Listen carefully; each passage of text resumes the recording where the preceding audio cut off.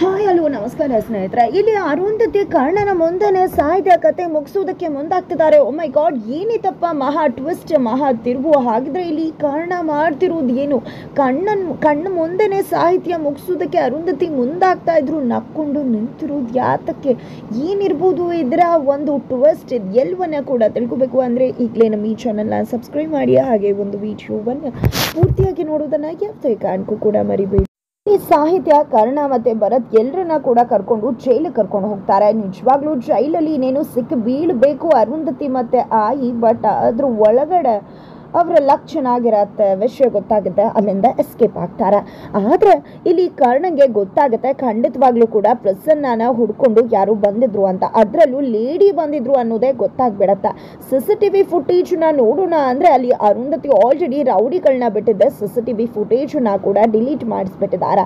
ಹಾಗಾಗಿ ಯಾವುದೇ ರೀತಿಲೂ ಕೂಡ ಯಾವೊಂದು ಸುಳಿವು ಕೂಡ ಅಲ್ಲಿ ಗೊತ್ತಾಗೋದಿಲ್ಲ ಕರ್ಣಂಗೆ. ಆದ್ರೆ ಇಲ್ಲಿ ಮನೆಗೆ ಬರ್ತಿದ್ದಾಗ ಇಲ್ಲಿ ಆಯಿಗೆ ಭಯ ಶುರುವಾಗಿದೆ. ಇಲ್ಲಿ ಹೀಗೆ ಅವರಿಬ್ರು ಅಲ್ಲಿಗೆ ಬರೋಕ್ ಸಾಧ್ಯ, ನಾವು ಹೋಗಿದ್ವಿ ಅನ್ನೋದು ಅವ್ರಿಗೆ ಗೊತ್ತಿತ್ತ ಅಂತ ಹೇಳಿ ಅರುಂಧತಿ ಹತ್ರ ಮಾತಾಡ್ತಿದ್ದಾರೆ. ಇಲ್ಲಿ ಅರುಂಧತಿ ಕರ್ಣಂಗೆ ಖಂಡಿತ ಗೊತ್ತಿರ್ಲಿಕ್ಕೆ ಸಾಧ್ಯ ಇಲ್ಲ. ನಿಜವಾಗ್ಲೂ ಅಲ್ಲಿ ಕರ್ಣನ್ ಕರ್ಕೊಂಡು ಬಂದಿರೋದೇ ಸಾಹಿತ್ಯ ಆಗಿರ್ತಾಳೆ. ಸಾಹಿತ್ಯಗೆ ನನ್ನ ಮೇಲೆ ಅನುಮಾನ ಬಂದಿದೆ ಅಂತ ಅನ್ಸುತ್ತೆ. ಅದೇ ಕಾರಣಕ್ಕೋಸ್ಕರ ಅವಳು ಅಲ್ಲಿಗೆ ನಮ್ಮನ್ನು ಕಂಡು ಹಿಡಿಬೇಕು ಅಂತಾನೆ ಅಲ್ಲಿಗೆ ಕರ್ಣನ ಕರ್ಕೊಂಡು ಬಂದಿದ್ದಾಳೆ ಅಂತ ಹೇಳಿ ಅರುಂಧತಿ ಹೇಳ್ತಿದ್ದಾರೆ. ಏನು ಮಾಡೋದು ಈಗ? ನಾವಿಬ್ರು ಬಂದಾಗಲೂ ಕೂಡ ತುಂಬ ಪ್ರಶ್ನೆಗಳನ್ನ ಕೂಡ ಕೇಳಿದ್ಲು, ಎಲ್ಲಿ ಹೋಗಿದ್ರಿ, ಏನು ಮಾಡಿದ್ರಿ ಅಂತ. ಅವ್ಳು ಗೊತ್ತಿದೆಯೋ ಇಲ್ವೋ ಅಂತ ಹೇಗೆ ಕಂಡಿಡ್ಕೊಳ್ಳೋದು ಅಂತ ಹೇಳಿ ಆಯಿ ಹೇಳಿದ್ದಕ್ಕೆ, ಅದಕ್ಕೆ ನನ್ನ ಹತ್ರ ಒಂದು ಪ್ಲಾನ್ ಇದೆ. ಆ ಒಂದು ಪ್ಲಾನ್ ಮುಖಾಂತರ ನಾನು ಅವಳಿಗೆ ನನ್ನ ವಿಷಯ ಗೊತ್ತಿದೆಯೋ ಇಲ್ವೋ ಎಲ್ಲವನ್ನ ಕೂಡ ನಾನು ಕಂಡು ಹಿಡ್ಕೋತೀನಿ ಅಂತ ಹೇಳಿ ಆಯಿ ಹೇಳ್ತಾರೆ. ಅತ್ತ ಕಡೆ ಸಾಹಿತ್ಯ ಅಂತೂ ಅರುಂಧತಿ ಅತ್ತೆ ತುಂಬಾನೇ ಕಿಲಾಡಿ ಇದ್ದಾರೆ. ಎಷ್ಟು ಬೇಗ ನುಸುಳುಕೊಂಡ್ಬಿಟ್ರು. CCTV ಫುಟೇಜ್ನ ಕೂಡ ಡಿಲೀಟ್ ಮಾಡಿಬಿಟ್ಟಿದ್ದಾರೆ. ಅಂದಮೇಲೆ ಖಂಡಿತ ಅವರ ವಿರುದ್ಧ ಹೋರಾಟ ಮಾಡೋದು ಅಷ್ಟು ಸುಲಭ ಅಲ್ಲ. ಆದರೆ ಅವರು ಹೇಗೆ ನಾಟಕ ಮಾಡಿದ್ರು ಅದೇ ರೀತಿಯಾಗಿ ನಾನು ಕೂಡ ನಾಟಕ ಮಾಡೋದ್ರ ಮುಖಾಂತರ ಅವ್ರಿಗೆ ಕೆಟ್ಟ ತೋಡ್ಲೇಬೇಕು ಅಂತ ಹೇಳಿ ಸಾಹಿತ್ಯ ಯೋಚನೆ ಮಾಡ್ತಿದ್ದಾಳೆ. ಇದರ ನಡುವೆ ಕರ್ಣ ಸಾಹಿತ್ಯ ಹತ್ರ ಬಂದಿದ್ದೆ, ನೀವು ತುಂಬ ಕಿಲಾಡಿ ಇದ್ದೀರಾ ಕಂಡ್ರೆ, ತುಂಬ ಚೆನ್ನಾಗಿ ಬುದ್ಧಿ ಓಡಿಸ್ತೀರಾ.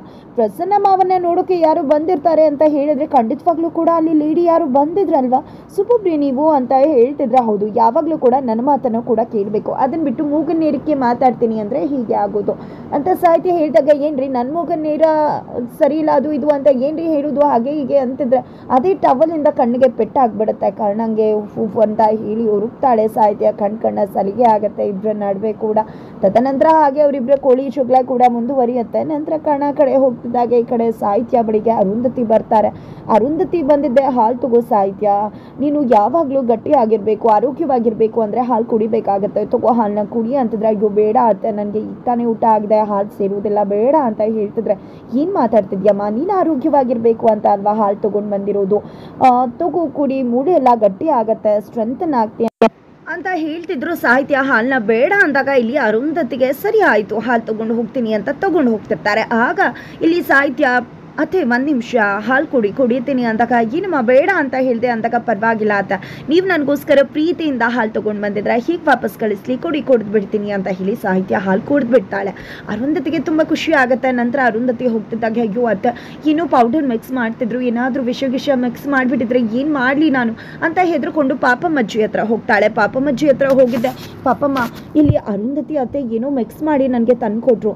ಆಗ ಅವರು ಹಾಲಿಗೆ ಬೆರೆಸ್ತಿರೋದನ್ನು ನಾನು ನೋಡ್ಬಿಟ್ಟು ಕುಡಿಲೋ ಬೇಡವೋ ಅಂತ ಯೋಚನೆ ಮಾಡಿದೆ. ಆದರೂ ಕೂಡ ಅವ್ರಿಗೆ ಅನುಮಾನ ಬರಬಾರ್ದು ಅನ್ನೋ ಕಾರಣಕ್ಕೆ ಕುಡಿದ್ಬಿಟ್ಟೆ ಅಂತ ಹೇಳ್ತಿದ್ರೆ, ಏನಾದರೂ ಮಿಕ್ಸ್ ಮಾಡಿದರೆ ಏನು ಮಾಡೋದು ಅಂತ ಹೇಳಿ ಭಯ ಆಗ್ತದೆ ಅಂತ ಸಾಹಿತ್ಯ ಹೇಳ್ತಾಳೆ. ನಂತರ ಇಲ್ಲಿ ಆಯಿ ಕೂಡ, ಏನಿದು ಅರುಂಧತಿ, ನೀನು ವಿಷ ಹಾಕಿರೋ ಹಾಲನ್ನು ಸಾಹಿತ್ಯ ಕುಡಿದ್ಬಿಟ್ಲ, ಹಾಗಿದ್ರೆ ಸಾಹಿತ್ಯ ಸತ್ತೋಗ್ಬಿಡ್ತಾಳ ಈಗ, ಆಮೇಲೆ ಏನು ಮಾಡೋದು, ಹಾಗಿದ್ರೆ ಅವಳಿಗೆ ನಿನ್ನ ಮೇಲೆ ಡೌಟ್ ಬಂದಿಲ್ವಾ, ಹಾಗೆ ಹೀಗೆ ಅಂತ 100 ಪ್ರಶ್ನೆಗಳನ್ನ ಕೇಳ್ತಿದ್ದಾರೆ ಆಯಿ. ಅದಕ್ಕೆ ಇಲ್ಲಿ ಅರುಂಧತಿ ಒಂದೇ ಉತ್ತರ ಕೊಡ್ತಿದ್ದಾರೆ, ನಾನಲ್ಲಿ ಮಿಕ್ಸ್ ಮಾಡಿರೋದು ವಿಷ ಅಲ್ಲ, ಸಕ್ರೆ ಪುಡಿ ಅಂತ ಹೇಳ್ತಾರೆ. ಇತ್ತ ಕಡೆ ಸಾಹಿತ್ಯ ಭಯ ಪಡ್ತಿದ್ರು ಕೂಡ ಮಗ್ಗದೊಂದು ಕಡೆಯಲ್ಲಿ ಆಕೆಗೆ ನಂಬಿಕೆ ಇದೆ. ಅದನ್ನೇ ಪಾಪಮ್ಮಜ್ಜಿ ಹತ್ರ ಹೇಳ್ತಿದ್ದಾಳೆ. ಒಂದು ಕ್ಷಣ ಭಯ ಆಗಿತ್ತು ಪಾಪಮ್ಮ, ಅದರಲ್ಲಿ ಏನೋ ಅವರು ಪೌಡರ್ನ ಮಿಕ್ಸ್ ಮಾಡಿ ನನ್ನ ಸಾಯಿಸೋದಕ್ಕೆ ಮುಂದಾಗ್ಬಿಟ್ರ ಅತ್ತೆ ಅಂತ. ಆದರೆ ಒಂದು ಕ್ಷಣ ಯೋಚನೆ ಮಾಡಿದ್ರೆ ಖಂಡಿತ ಅತ್ತೆ ಅಂತ ಕೆಲಸ ಮಾಡೋದಕ್ಕೆ ಮುಂದಾಗೋದಿಲ್ಲ, ಖಂಡಿತವಾಗ್ಲೂ ಅಂತ ಒಂದು ಧೈರ್ಯವನ್ನು ತೋರಿಸೋದಿಲ್ಲ. ಯಾಕಂದರೆ ಅವ್ರಿಗೆ ಇನ್ನೂ ಕೂಡ ನನ್ನ ಮೇಲೆ ಯಾವುದೇ ರೀತಿ ಡೌಟ್ ಬಂದಿಲ್ಲ. ಹಾಗಾಗಿ ಅವರು ಖಂಡಿತ ಏನೋ ಪೌಡರ್ ಮಿಕ್ಸ್ ಮಾಡಿ ಕೊಟ್ಟಿರ್ಬೋದೇ ಹೊರತು ಖಂಡಿತ ನನ್ನ ಸಾಯಿಸೋದಕ್ಕೆ ಮುಂದಾಗೋದಿಲ್ಲ ಅನ್ನೋ ನಂಬಿಕೆ ವಿಶ್ವಾಸ ನನಗಿದೆ ಅಂತ ಸಾಹಿತ್ಯ ಹೇಳ್ತಾಳೆ. ನಿಜವಾಗ್ಲೂ ಸಾಹಿತ್ಯ ಕರೆಕ್ಟಾಗಿ ಗೆಸ್ ಮಾಡಿದ್ದಾರೆ. ಬಿಕಾಸ್ ಅರುಂಧತಿಯಲ್ಲಿ ಮಿಕ್ಸ್ ಮಾಡಿರೋದು ಶುಗರ್ ಪೌಡರ್ನ. ಹಾಗಾಗಿ ಇಲ್ಲಿ ಶುಗರ್ ಪೌಡರ್ನ ಮಿಕ್ಸ್ ಮಾಡಿದ್ದೀನಿ. ಆದರೆ ಅದನ್ನು ಅವಳಿಗೆ ರೀತಿಯಲ್ಲೇ ನಾನು ಅದನ್ನು ಮಿಕ್ಸ್ ಮಾಡಿದೆ.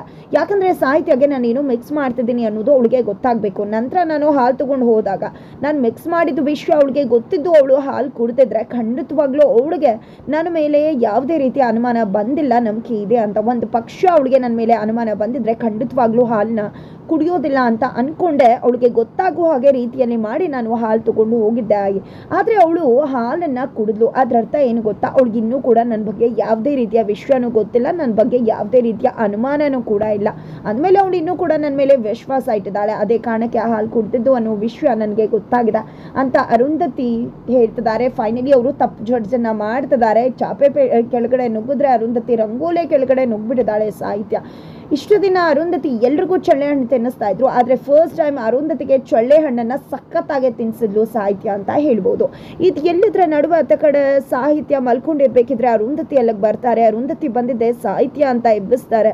ಇಲ್ಲಿ ಸಾಹಿತ್ಯ ಭಯ ಪಟ್ಬಿಡ್ತಾಳೆ. ಅತ್ತೆ ನೀವು ಅಂದಾಗ ಹೌದು ಸಾಹಿತ್ಯ, ಏನು ನನ್ನ ಮುಖವಾಡನ್ನು ಕಳಿಸ್ಬೇಕು, ಎಲ್ಲರ ಮುಂದೆ ನನ್ನ ಬಣ್ಣವನ್ನು ತೆರೆದಿಡಬೇಕು ಅಂತ ಯೋಚನೆ ಮಾಡಿ ಎಷ್ಟೆಲ್ಲ ಕಷ್ಟಪಡ್ತಿದ್ಯಾ ಅಲ್ವಾ. ಪಾಪ ಅದೆಲ್ಲ ಸಾಧ್ಯ ಆಗತ್ತಾ? ನೀನು ಬದುಕಿದ್ರೆ ತಾನೇ ಅದೆಲ್ಲ ಸಾಧ್ಯ ಆಗೋದು. ನಿನ್ನ ಕಥೆಯನ್ನೇ ಮುಗಿಸ್ಬಿಟ್ರೆ ಅಂತ ಅರುಂಧತಿ ಹೇಳ್ತಿರೋದಕ್ಕೂ ಕರ್ಣ ಅಲ್ಲೇ ಇರ್ತಾರೆ. ಕರ್ಣ ಕಾಪಾಡಿ ಕರ್ಣ, ಅತ್ತೆ ಏನು ಮಾಡ್ತಿದ್ದಾರೆ ನೋಡಿ ನನಗೆ ಅಂತಂದರೆ ಕರ್ಣ ನಿನ್ನನ್ನು ಕಾಪಾಡ್ತಾನೆ ಅಂತ ಅಂದ್ಕೊಂಡ್ಯಾ? ಯಾವುದೇ ಕಾರಣಕ್ಕೂ ಕರ್ಣ ನಿನ್ನನ್ನು ಕಾಪಾಡೋದಿಲ್ಲ ಅಂತ ಹೇಳಿ ಕೇಕೆ ಹಾಕ್ತಿದ್ದಾರೆ. ಆ ಕಡೆ ಕರ್ಣ ಕೂಡ ನಗ್ತಿದ್ದಾರೆ. ಕರ್ಣನ ಮುಂದೆ ನಿನ್ನ ಕತೆ ಮುಗಿಸ್ತೀನಿ ಅಂತ ಸಾಹಿತ್ಯನ ಮುಗಿಸೋದಕ್ಕೆ ಮುಂದಾಗೇ ಬಿಟ್ರು. ಫೈನಲಿ ಸಾಹಿತ್ಯ ಸಾವನ್ನಪ್ಪೇ ಬಿಟ್ಲು. ಓ ಮೈ ಗಾಡ್, ಸಾಹಿತ್ಯ ತೀರು ಹೋದ್ಲಾ ಅಂದ್ಕೊಂಡ್ರೆ ಇದೆಲ್ಲವೂ ಕೂಡ ಸಾಹಿತ್ಯ ಕಣ್ಣ ಕನಸಾಗಿದೆ. ತಕ್ಷಣ ಚೀರ್ಕೊಂಡ್ಬಿಡ್ತಾಳೆ. ಕರ್ಣ ಅಲ್ಲೇ ಇದ್ದಾರೆ. ಕರ್ಣನ ನೋಡಿದ್ದೆ ಭಯ ಪಡ್ತಿದ್ದಾಳೆ. ಒಂದಲ್ಲ ಒಂದಿನ ನಾನು ಏನಾದರೂ ಹೇಳಿದ್ರೆ ಖಂಡಿತ ನೀವು ನಂಬ್ತೀರಾ ಅಲ್ವಾ, ನನ್ನ ಜೊತೆ ನಿಂತ್ಕೋತೀರಾ ಅಲ್ವಾ ಅಂತಂದರೆ ಖಂಡಿತ ಯಾವತ್ತೂ ಕೂಡ ನಾನು ನಿಮ್ಮ ಜೊತೆ ನಿಲ್ತೀನಿ ಅಂತ ಕರ್ಣ ಪ್ರಮಾಣ ಮಾಡ್ತಿದ್ದಾರೆ. ಫೈನಲಿ ಈತ ಕಡೆ ಬೆಳಗ್ಗೆ ಆಗ್ತಿದ್ದಾಗ ಇಲ್ಲಿ ಕರ್ಣ ಆಫೀಸ್ಗೆ ಹೊರಡ್ತಿದ್ದಾರೆ. ಭರತ್ ಕಾಲು ಕೂಡ ಸರಿ ಹೋಗಿದೆ. ಅದರ ನಡುವೆ ಗ್ರೀಷ್ಮ ಎಂಟ್ರಿ ಕೊಡ್ತಿದ್ದಾಳೆ. ಬಿಕಾಸ್ ಕರ್ಣನ ಆಫೀಸಲ್ಲೇ ಕೆಲಸ ತಗೊಂಡಿದ್ದಾಳೆ. ಈ ಕಡೆ ಪಿ ಎ ಆಗಿಬಿಟ್ಟಿದ್ದಾಳೆ ಭರತ್ಗೆ. ಫೈನಲಿ ಇರಿಟೇಟ್ ಪಿ ಎ ಆಗಿರೋದು. ಇಲ್ಲಿ ಭರತ್ಗೆ ಏನು ಮಾಡೋದು, ಹೋಗಲೇಬೇಕು, ಕೆಲಸಕ್ಕೆ ಹೋಗ್ತಿದ್ದಾರೆ. ಅತ್ತ ಕಡೆ ರಾಜೇಂದ್ರ ಪ್ರಸಾದ್ ಅವರ ಹತ್ರ ಅರುಂಧತಿ ಇಲ್ಲಿ ಕರ್ಣನ ಜಾಗನ ಭರತ್ಗೆ ಬಿಟ್ಕೊಟ್ರೆ ಅವನಿಗೂ ಕೂಡ ಬಿಸ್ನೆಸ್ ಕಲ್ತಾಗ ಆಗುತ್ತೆ ಅಲ್ವಾ ಅಂತ ಹೇಳಿ ಕರ್ಣನ ಪ್ಲೀಸನ್ನ ಭರತ್ಗೆ ಬಿಟ್ಕೊಡೋದ್ರ ಬಗ್ಗೆ ಮಾತನಾಡ್ತಿದ್ದಾರೆ. ಇಲ್ಲಿ ಅರುಂಧತಿ ಯಾವ ಒಂದು ಸಂಚನ್ನ ಇಟ್ಕೊಂಡು ಈ ರೀತಿ ಮಾತಾಡ್ತಿದ್ದಾರೆ ಅನ್ನೋದು ಸಾಹಿತ್ಯಗೆ ಗೊತ್ತಾಗ್ತದೆ. ಅಲ್ಲಿ ಕರ್ಣನ್ ಜಾಗನ ಭರತ್ಗೆ ಕೊಡಿಸ್ಬೇಕು ಅಂತಲ್ವಾ ಇಷ್ಟೆಲ್ಲ ಪಿಟಿಕೆ ಆಗ್ತಿರೋದು ಅಂತ ಮನಸ್ಸಲ್ಲೇ ಅನ್ಕೊಂಡು ಕರ್ಣ ಮತ್ತೆ ಭರತ ಬಾಂಧವ್ಯನ ನೀವು ಖಂಡಿತ ದೂರ ಮಾಡೋಕ್ಕಾಗೋದಿಲ್ಲ ಅಂತ ಹೇಳಿ ಮನಸ್ಸಲ್ಲೇ ಅಂದ್ಕೊಂಡು ಅಲ್ಲಿಗೆ ಬಂದಿದ್ದೆ. ಅತ್ತೆ ತುಂಬ ಚೆನ್ನಾಗಿ ಡ್ಯಾನ್ಸ್ ಮಾಡಿದ್ರು ಅವತ್ತು, ನನಗೂ ಕೂಡ ಡ್ಯಾನ್ಸ್ ಹೇಳ್ಕೊಡ್ತೀರಾ ಅತ್ತೆ ಅಂತ ಹೇಳಿ ಅರುಂಧತಿನ ಕೇಳಿದಾಗ ಇಲ್ಲಿ ಅರುಂಧತಿ ಆಗಲ್ಲ ಅಂತಾರೆ. ಬಟ್ ರಾಜೇಂದ್ರ ಪ್ರಸಾದ್ ಹೇಳ್ಕೊಡು ಫ್ರೀ ಆಗಿದ್ದಾಗ ಏನು ಅಂತ ಹೇಳ್ತಿದ್ದಾಗೆ ಸರಿ ಆಯಿತು ಯೋಚನೆ ಮಾಡ್ತೀನಿ, ನಂಗೆ ಸ್ವಲ್ಪ ಕೆಲಸ ಇದೆ ಮುಗಿಸ್ಕೋತೀನಿ ಅಂತ ಅರುಂಧತಿ ಹೋಗ್ಬಿಡ್ತಾರೆ. ಬಿಕಾಸ್ ಇಷ್ಟೆಲ್ಲ ಮಾಡಿದ್ದು ಸಾಹಿತ್ಯ ಯಾತಕ್ಕೆ ಅಂದರೆ ಇಲ್ಲಿ ಅರುಂಧತಿನ ಡೈವರ್ಟ್ ಮಾಡಬೇಕಿತ್ತು. ಇಲ್ಲಿ ಸಾಹಿತ್ಯ ಆಫೀಸ್ಗೆ ಹೋಗಬೇಕಿತ್ತು. ಯಾಕಂದರೆ ಸಾಹಿತ್ಯಗೆ ಒಂದು ಅನ್ನೋನ್ ನಂಬರಿಂದ ಕಾಲ್ ಬರುತ್ತೆ. ಅನಾಮಿಕ ವ್ಯಕ್ತಿ ಕಾಲ್ ಮಾಡ್ತಾರೆ. ಅರುಂಧತಿ ಬಗೆಗಿನ ಎಲ್ಲ ಡಾಕ್ಯುಮೆಂಟ್ಸ್ ನನ್ನ ಹತ್ರ ಇದೆ, ಅರುಂಧತಿ ಏನು ಅಂತ ಗೊತ್ತಿದೆ, ಅವಳ ಬಗೆಗಿನ ಡಾಕ್ಯುಮೆಂಟ್ಸ್ ನಿನಗೆ ಬೇಕು ಅಂದರೆ ಆಫೀಸ್ ಹತ್ರ ಬಾ, ಎಲ್ಲವನ್ನ ಕೂಡ ಕೊಡ್ತೀನಿ ಅಂತ ಹೇಳಿದ್ದಾರೆ. ಹಾಗಾಗಿ ಸಾಹಿತ್ಯ ಆಫೀಸ್ಗೆ ಹೋಗ್ತಿದ್ರೆ ಅಲ್ಲಿ ಕಾರಣ ಸಾಹಿತ್ಯನ ಮಿಸ್ ಮಾಡ್ಕೊತಿದ್ದಾರೆ. ಹಾಗಿದ್ರೆ ಯಾವ ರೀತಿ ಇರುತ್ತೆ ಮುಂದಿನ ಸಂಚಿಕೆ? ಅನಾಮಿಕ ವ್ಯಕ್ತಿ ಯಾರು? ಹಾಗಿದ್ರೆ ಅದು ಅರುಂಧತಿನೇ ಆಗಿರ್ಬೋದಾ? ಸಾಹಿತ್ಯನ ನಾಟಕ ಮಾಡ್ತಿದ್ದಾಳೆ ಇಲ್ವಾ ಅನ್ನೋದನ್ನ ಫೈಂಡ್ ಔಟ್ ಮಾಡ್ಲಿಕ್ಕೋಸ್ಕರ ಇಲ್ಲಿ ಈ ರೀತಿ ಅರುಂಧತಿ ನಾಟಕ ಮಾಡಿರ್ಬೋದಾ ಅಥವಾ ಹೊಸ ಪಾತ್ರ ಎಂಟ್ರಿ ಆಗ್ತಿದೆಯಾ? ಏನಾಗುತ್ತೆ ಮುಂದೆ